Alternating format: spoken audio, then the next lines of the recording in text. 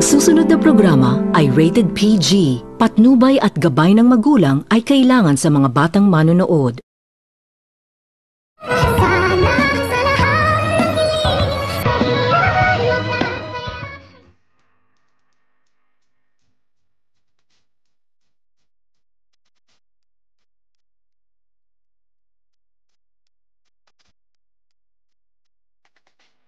Pagkatapos nitong maisipan ni Dr. Tanyag na pumunta sa Eastridge Hospital upang bisitahin ang kanyang anak na itong si Annalyn dahil matagal na rin itong hindi nakikita ni Dr. Tanyag. Pagkatapos nitong bigyan ng obligasyon ni Dr. Carlos itong si Annalyn na siya ang mag-a-assist kay Pukwang sa kadahilanan na wala na itong time itong si Annalyn na pumunta sa Ipix Medical Hospital kung kaya't namimiss ito ng kaniyang ama na itong si Dr. Tanyag kung kaya't nakapagdesisyon itong si Dr. Tanyag na siya na lamang umano ang pupunta sa kanyang anak sa Eastridge Hospital.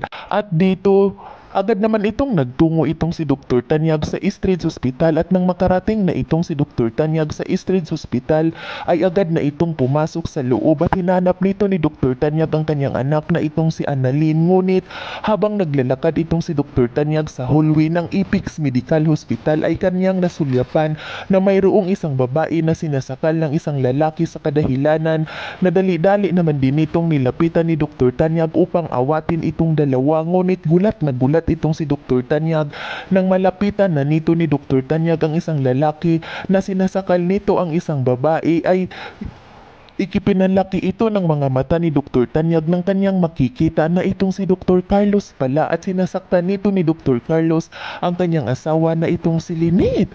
Sa kadahilanan na hindi nito napigilan ni Dr. Tanyag ang kanyang sarili pagkatapos nitong makita ni Dr. Tanyag na sinasaktan ng kanyang asawa ang babaeng kanyang minamahal na itong si Lynette kung kaya't bigla itong nagdilim ang paningin ni Dr. Tanyag at bigla nitong nasasuntok ni Dr. Tanyag itong si Dr. Carlos kung kaya't bigla itong tauhan itong si Dr. Carlos nang tumama na ang kamao ni Dr. Tanyag sa kanyang mukha at dito hindi ito makapaniwala itong si Dr. Carlos na ang sumuntok sa kanya ay walang iba kundi itong si Dr. Tanyag.